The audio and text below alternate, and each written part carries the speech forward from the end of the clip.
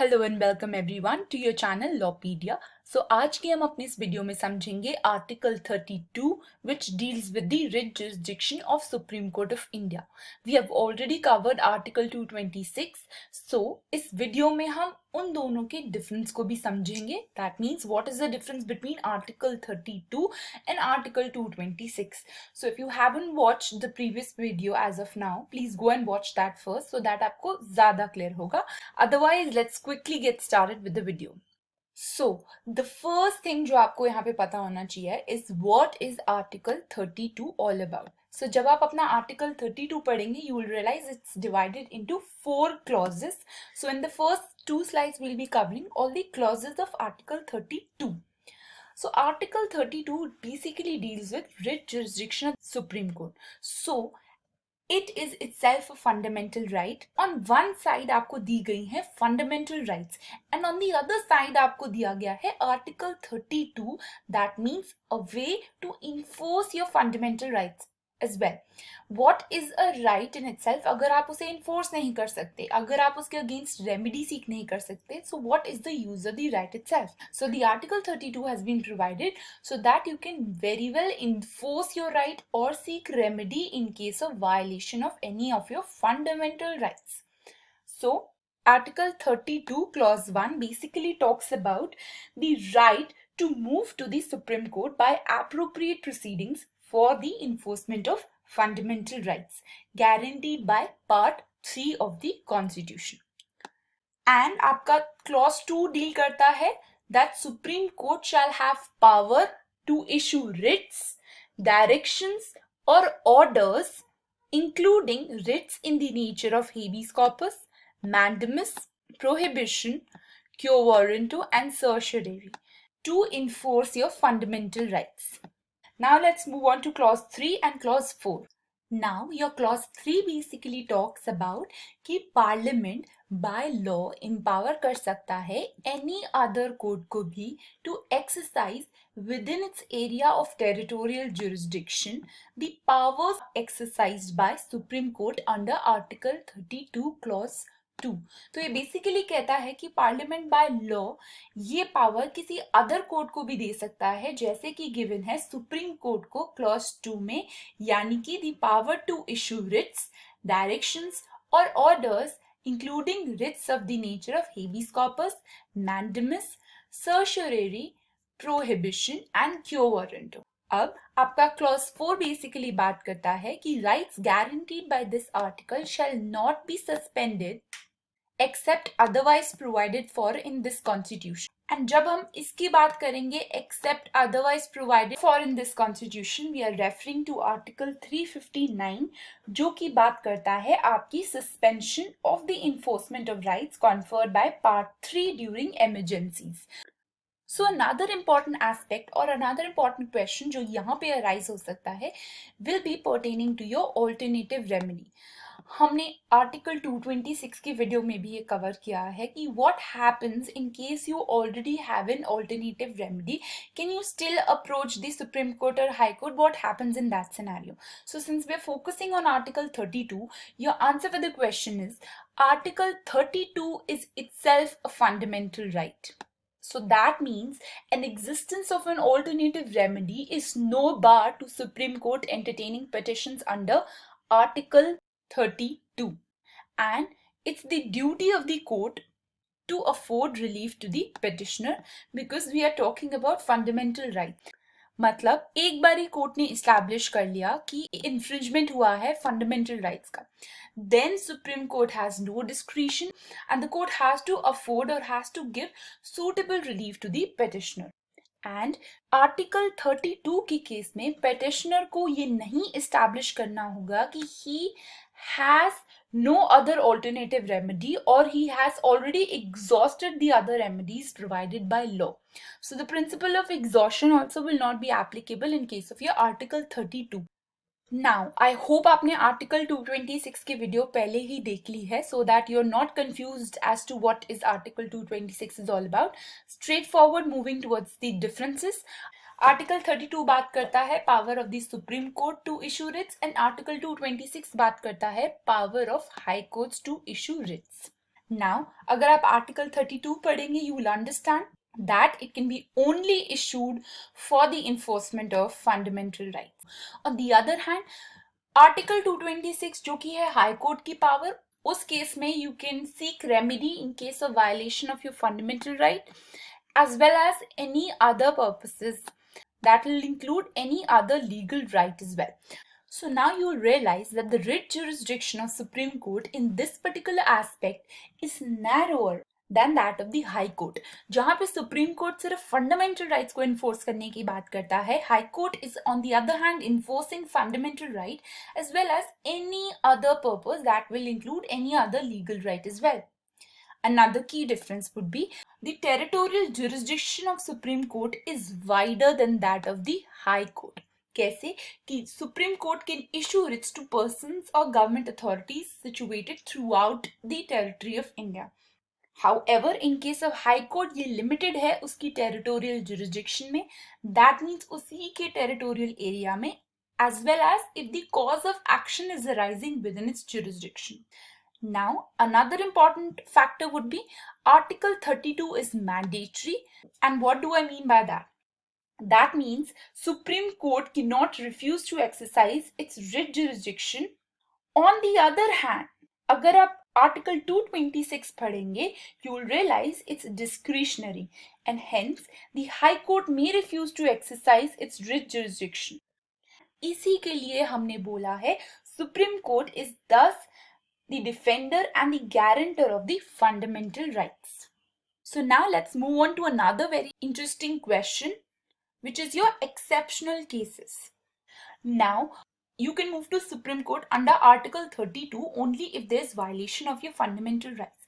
However, if you read the case law, you will understand that certain cases are there in which there was no violation of fundamental rights as such, but still Supreme Court entertained the petition under Article 32. So there was no violation as such of the fundamental rights in the below given cases. Still the Supreme Court entertained writ petition under Article 32 because the petitions posed a question of great constitutional importance. So the first such case would be your misuse of ordinance making power by the state of Bihar. So this particular case is DC Wadhwa versus state of Bihar, जिसमें power of re-promulgation of ordinances को challenge किया था. The second such exceptional case would be appointment of the judges of the High Courts and Supreme Court. And this case is your Supreme Court Advocate on Records Association versus Union of India. And your third such case, if you read, you will find out would be pertaining to issues related with the procedure to remove a Supreme Court judge. And ये case है आपका Sarojini Ramaswamy versus Union of India. So I'll be writing all these three cases in the description box as well so that you can go and refer to them. However, यहाँ पे मैंने ये mention किया है कि just in these exceptional cases, Supreme Court entertained the petition under Article 32. Why? Because they posed a question of great constitutional importance. Now, another important question that may arise while you're reading Article 226 and 32 will be whether petitioner can go straight to the Supreme Court to enforce fundamental rights. So जब आपकी fundamental rights की enforcement की power Article 226 के अंदर भी given है, can you straight away move to Supreme Court under Article 32? So now, first of all, in the case of Ramesh Thapar versus State of Madras, in 1950, Supreme Court ने ये कहा था कि you can come straight to the Supreme Court. However, ये position change हो गई थी by the judgment of Kanubai versus State of Gujarat in the year 1987, जहाँ पे Supreme Court ने ये कहा petitioner should approach High Court first. Now this is a confusing scenario कि what will you do? However, as you'll read the case laws, you'll realize that the Kanubai ruling has no effect. Writ petitions still continue to be filed in the Supreme Court directly under Article 32. Because अगर आप इसकी reasoning समझेंगे, you'll understand कि अगर हम ये expect करेंगे कि after having gone to High Court, the petitioner will come to Supreme Court. So ये method होगा coming by way of an appeal and not under Article 32. And second reasoning ये है कि अगर हम हर petitioner से expect करेंगे that the petitioner should move to High Court first and then to the Supreme Court, this particular factor will cause more delay and will be costlier to the petitioner. So you can approach Supreme Court directly under Article 32 for the enforcement of your fundamental right. Now, another important factor जो हमें यहाँ देखना है is the principle of res judicata. So res judicata का principle simple terms में ये कहता है कि finality should be attached to the binding decisions of the court of competent jurisdiction. इसका क्या मतलब है कि अगर एक कॉम्पिटेंट कोर्ट ने अपना डिसीजन दे दिया है जो कि उसके जुरिस्डिक्शन में था, finality should be attach so that वो ही पार्टीज वो ही कॉज ऑफ एक्शन के साथ दोबारा कोर्ट में आके कोर्ट के एक्सपेंसेस और उनके वैल्यूएबल टाइम को वेस्ट ना करें. Thus, the principle of res judicata has also been made applicable to Article 32 of the Indian Constitution. That means, once the Supreme Court has decided a question between two parties under Article 32, same question cannot be reopened between same parties under Article 32. However, इसके कुछ variations हैं जो कि I am just specifying now. Res judicata का principle नहीं applicable होगा if the orders challenged through Article 32 are different.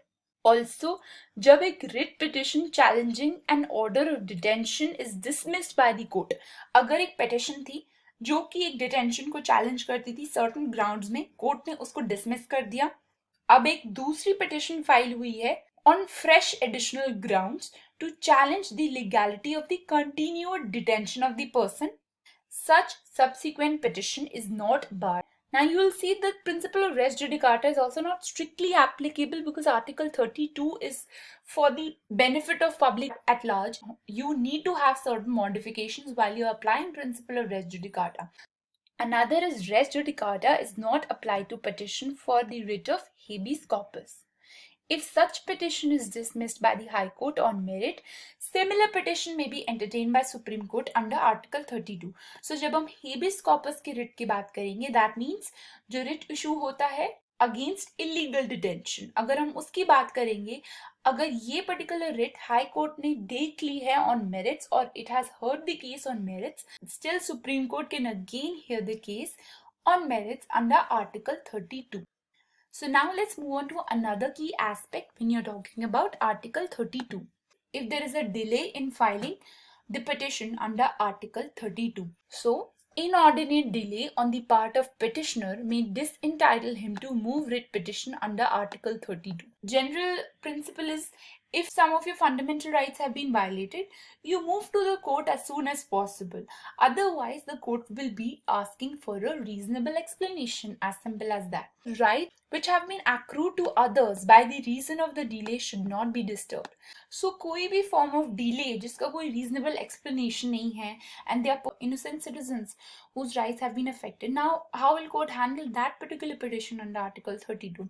So, it's a principle that parties should file a petition at the earliest possible time. Otherwise, there should be some reasonable explanation for the delay in filing of the petition. अब Article 32 हमने पूरा समझ लिया है, but what is the scope and ambit of damages? Can court give damages also in under Article 32? So ना ही कि court ensure कर सकता है कि citizens fundamental rights have not been violated. But अगर कोई fundamental right violate हो गई है, Supreme Court can even give damages to the person. So that's how wide the power is under Article 32. Certain broad scenarios I have stated over here जहाँ पे Supreme Court ने damages दिए हैं in case of violation of fundamental rights.